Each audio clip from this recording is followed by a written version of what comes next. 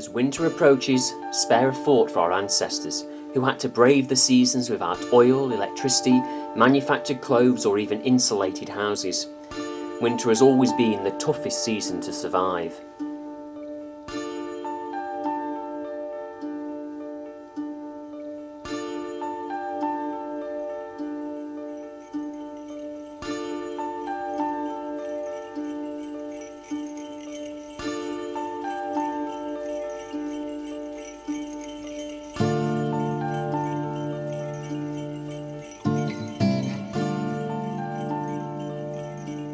Bite, frostbite, you roll up away from the light, the blue woodlouse and the plum dormouse, and the bees are stilled and the flies are killed, and you bite far into the heart of the house, but not into mine. Bite, frostbite, the woods are all the searer, the fuel is all the dearer, the fires are all the clearer, my spring is all the nearer, you have bitten into the heart of the earth, but not into mine.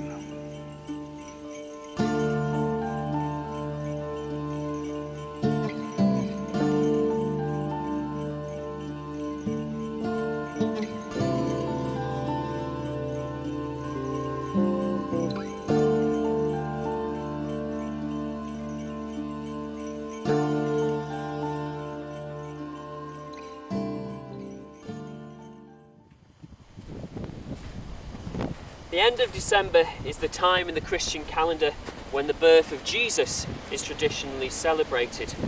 Even if we don't meet for that purpose, most of us gather together with our friends and family to exchange thoughtful presents and to have a nice slap-up meal. But the celebration of winter goes back many millennia before this.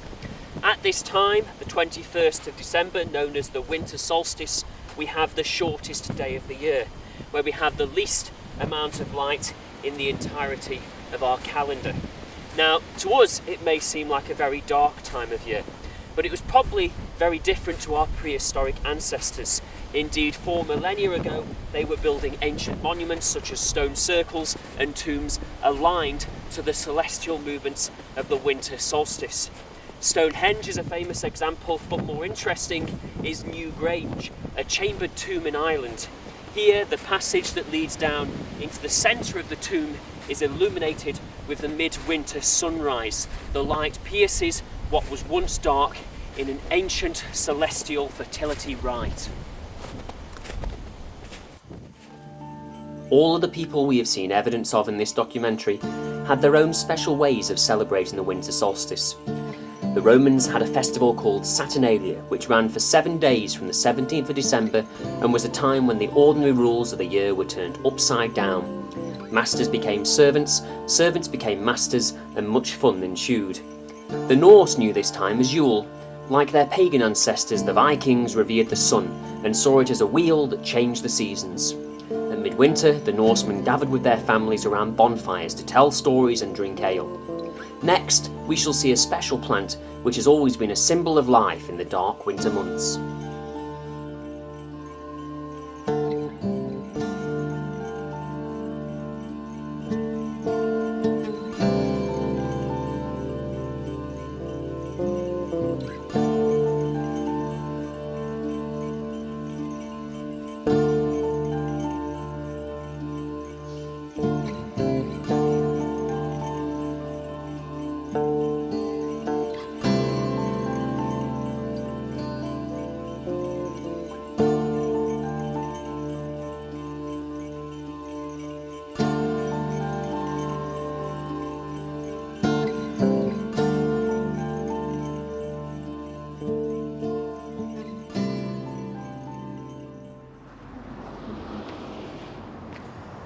It seems somewhat fitting that for the final plant in this documentary, we return to the location of the first.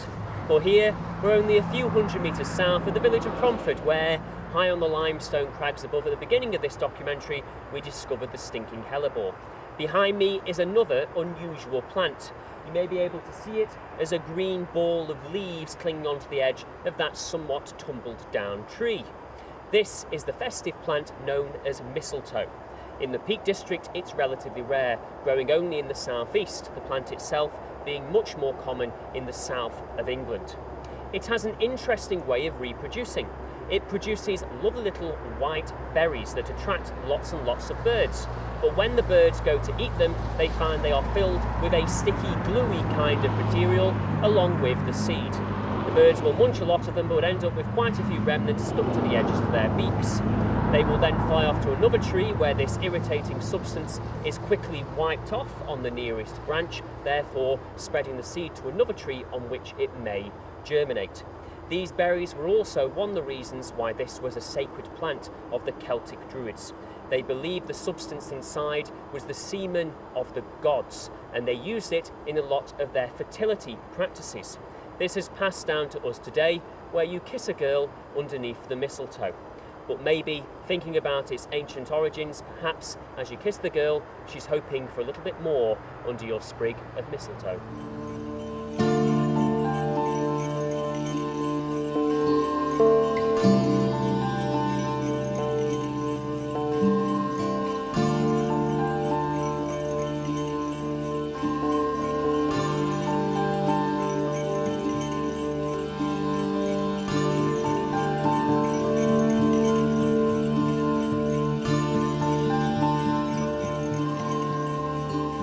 Many of the symbols of wintertime echo its aspects of rebirth and hope in darkness. Holly was thought to be important because it retains its greenery right through the winter months, and as such is symbolic of summer life in the winter's darkness. Holly was the male symbol of this greenery, and the trailing ivy was taken as the feminine, the two often placed together as an image of fecundity at this dark end of the year. There was also a belief that evergreen plants and trees were sanctuaries for the woodland spirits through the winter months. One iconic little bird that enjoys the refuge of the holly is the robin.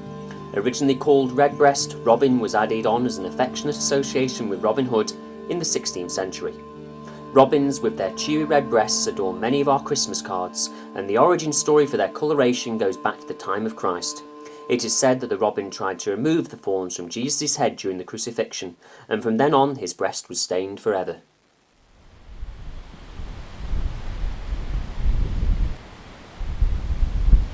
The robin may keep to the shelter of our woods, hedgerows and gardens during the winter, but other creatures must brave the bone-chilling cold. This is the Chew Valley on Saddleworth Moor, one of the highest and steepest valleys in the southern Pennines. It is a great vantage point for viewing kestrels, being one of the few places you can comfortably get above them. The kestrel is the smallest and one of the most common of all of our birds of prey. Only 35 centimetres long and with a wingspan of 80 centimetres, it is able to soar easily through the high moorland skies. In the air, the kestrel is easy to recognise with its barred brown plumage, reddish back and pale underparts. They use their acute eyesight to spot prey such as mice and voles from great height before swooping down and piercing with its strong claws. Its old country name is Windhover.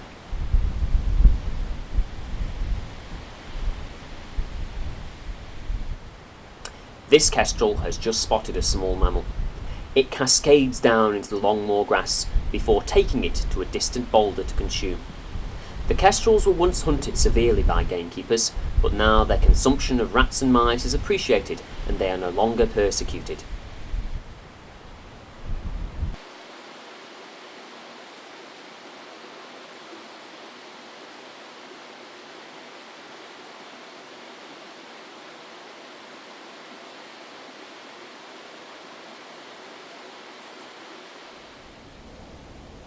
Amongst the high rocks of the Chew Valley, you may be lucky enough to spot another inhabitant, the mountain hare.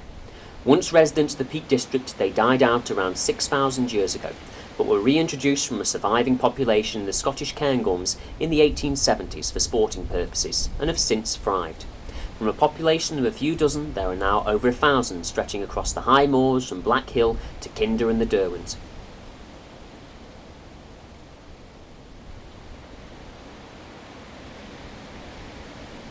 When not feeding, the hares often lie among the rocks or shallow heather, where they get not only shelter from the wind, but also an extensive view.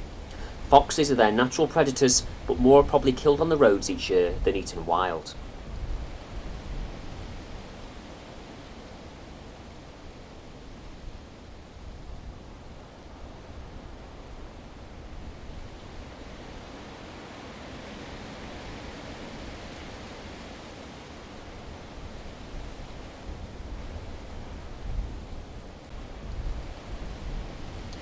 Mountain hares are smaller than the brown hare, weighing around 3 kilograms, and one of the few mammals in Britain which change the colour of their coat during the winter.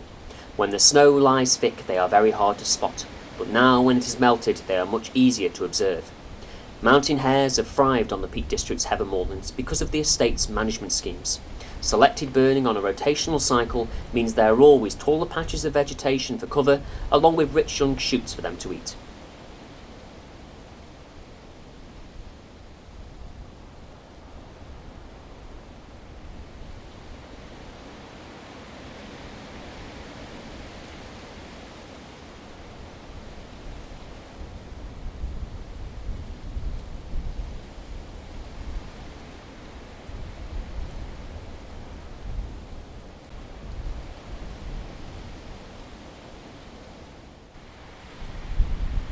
This herd of red deer are braving the cold on Big Moor.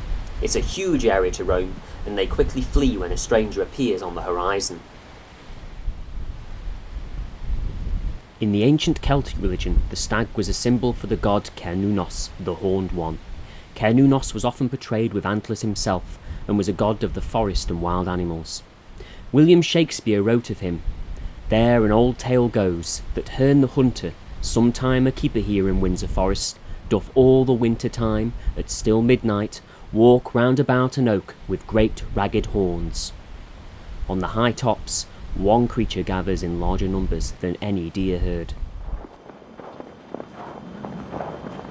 This evening, I've brought you high up in the snow above the village of Stony Middleton, quite near to Eyam. This is the site of the old quarry workings of Cavendish Mill. But it's not to show you industrial history I've brought you here, but instead to show you a true spectacle of Mother Nature.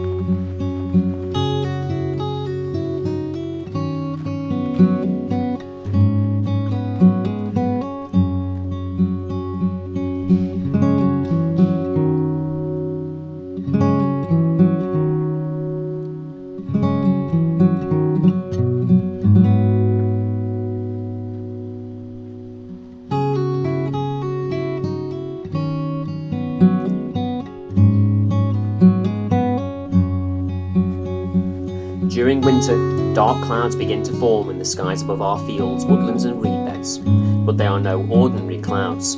Once a common sight in Britain, this spectacle has become ever more elusive. You often had to come to a very isolated location, such as this silted up quarry bed near to Stony Middleton. But that abandoned industrial setting does not detract from the magic of the event.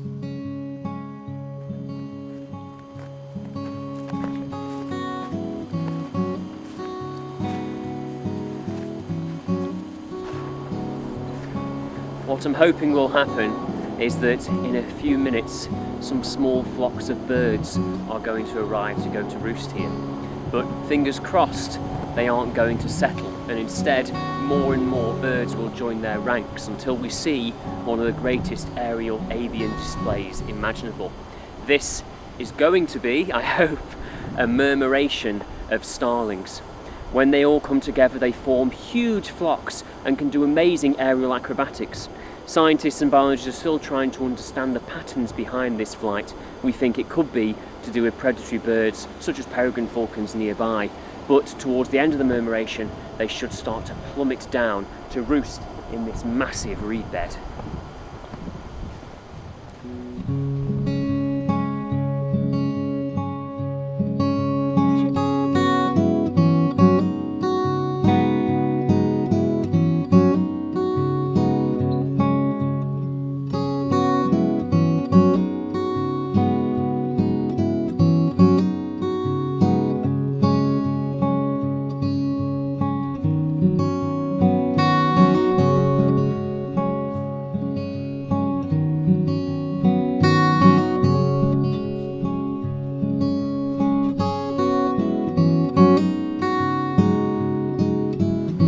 The first flocks are just coming in.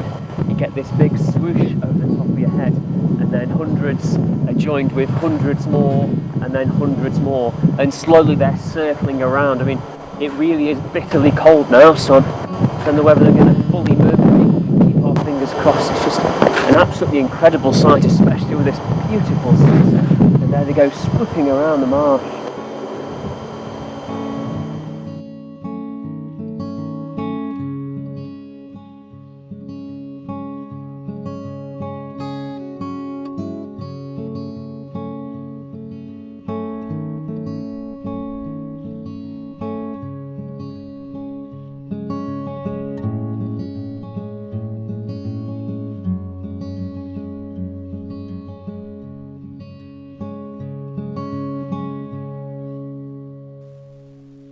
The starling flocks are boosted by thousands of migrant birds visiting from northern Europe to take advantage of our milder climate.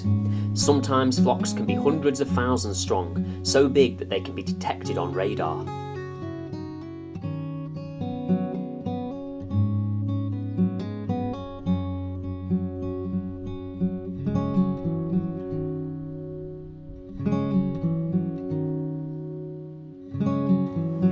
It's getting dark now.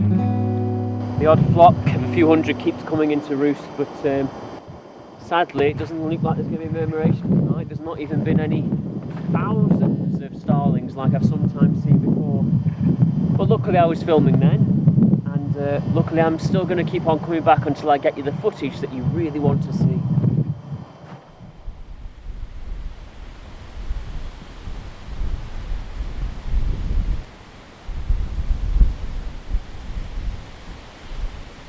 Altogether, over the course of several months, I visited the quarry almost a dozen times.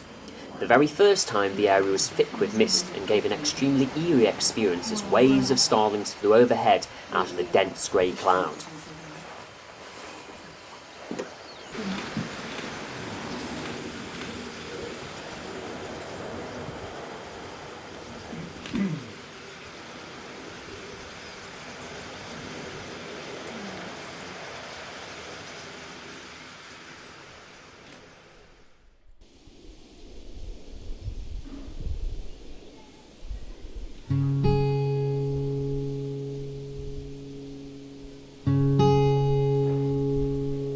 Despite the size of these flocks, they are only a fraction of what they once were. The starling population has crashed by over 70% in the last few decades, meaning the starling has now become an addition to the critical bird list for the UK. The shocking decline is down to a variety of factors, most notably the loss of permanent pastures and the increased use of agrochemicals.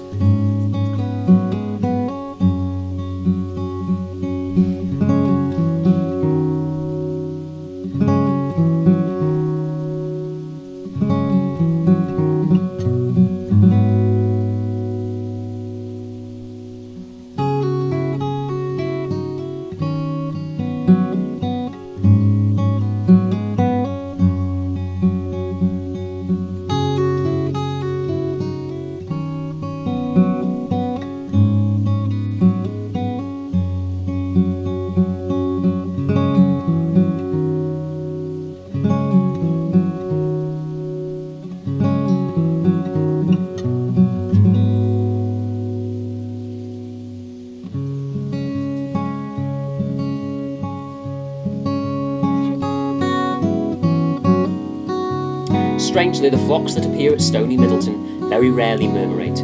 Maybe it's too cold here and they just want to settle down to communal warmth, or maybe there's a lack of predators. In my many visits I was treated to the spectacle only once and only for seconds, but it was worth the persistence.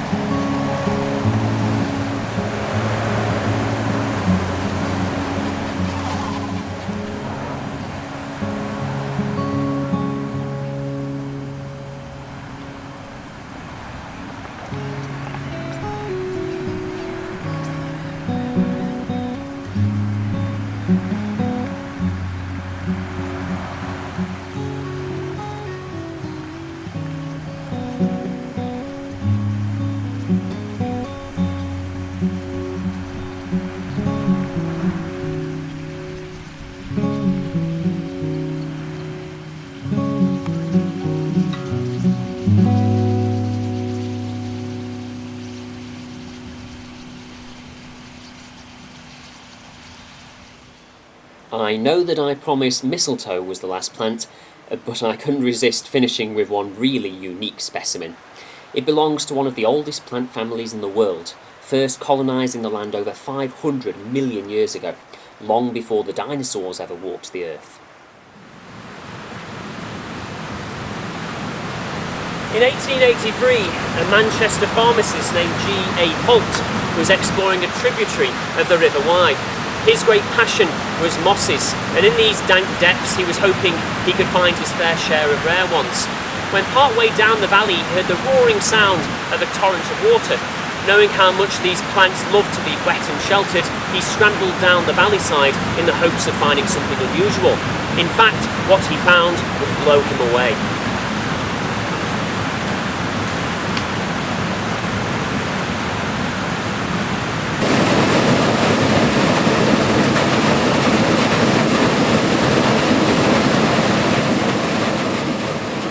I have purposely not mentioned the name of this valley, as it is so fragile that damage cannot be risked by visitors, however good their intentions. To get to the site of this moss, we have to scramble down steep valley sides before climbing down the rear of a cave to gain access to an otherwise unapproachable gorge bottom. At the base, Holt's eyes were drawn to a cascade of moss-covered rock. Studying it closely, Holt noted some key characteristics.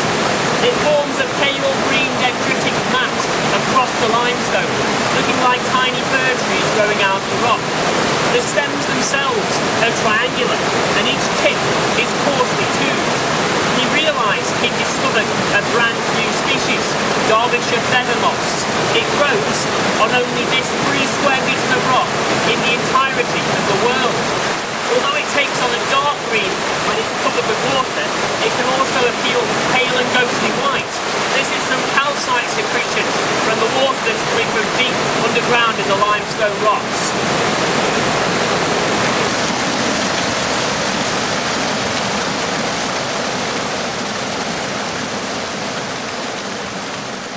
Mosses themselves never grow very large. Derbyshire feather moss is sturdier than its commoner forms, being more than 1 cell thick.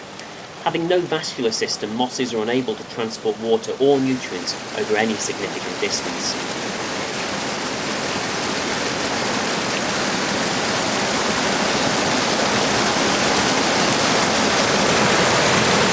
Derbyshire feather moss is aquatic and spends most of its years submerged underwater. With the strong current issuing from this cave behind me, you may find it hard to believe that it's not washed off, but it has tiny hair-like filaments called rhizoids, which it uses to actually attach itself to the rock, so even in this strong flow, it's not washed downstream. It also has another amazing ability, that of surviving drought. When you get an incredibly harsh summer and no water issues from this cave, it suspends its metabolic processes to resume them again months later when the water reappears.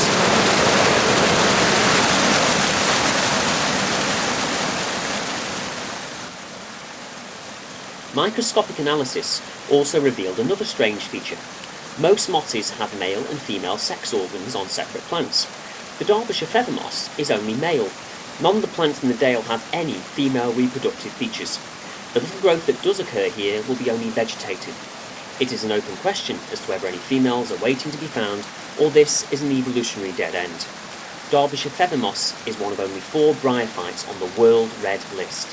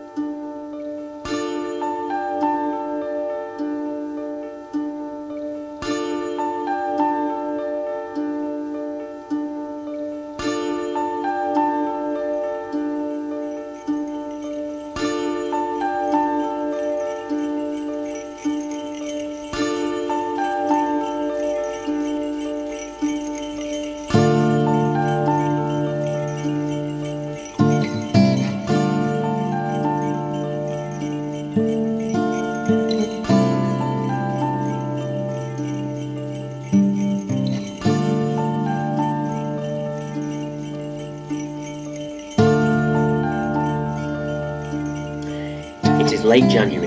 The wheel of the year is almost complete, ready to be reborn at the time of Imbolc.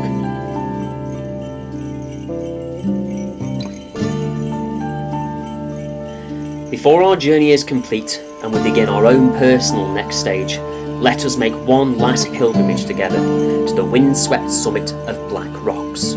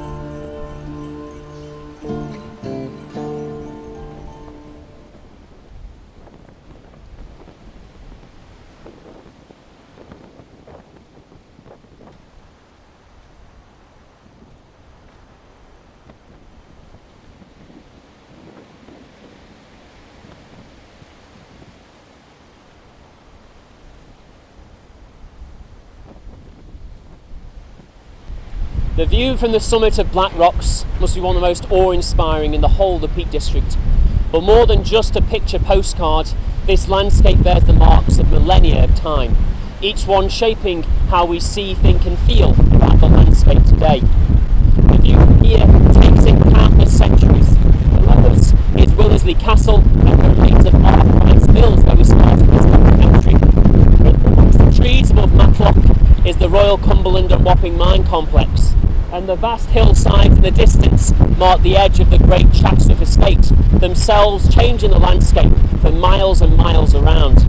But when we get to the summits, we realise that we can trace back to our very ancient ancestors, and from Arborough in the centre of the limestone plateau, all the way across to high above the Middleton mine complexes, where we have the likes of Minninglow, we can trace back thousands and thousands of years in time. Although many of these features are hidden or lie off the beaten track, they are part of the rich tapestry that makes up the Peak District. Next time you visit, don't just go to the tourist spots, take time to become really a part of the landscape. For it is our actions that are going to be shaping this place for generations to come.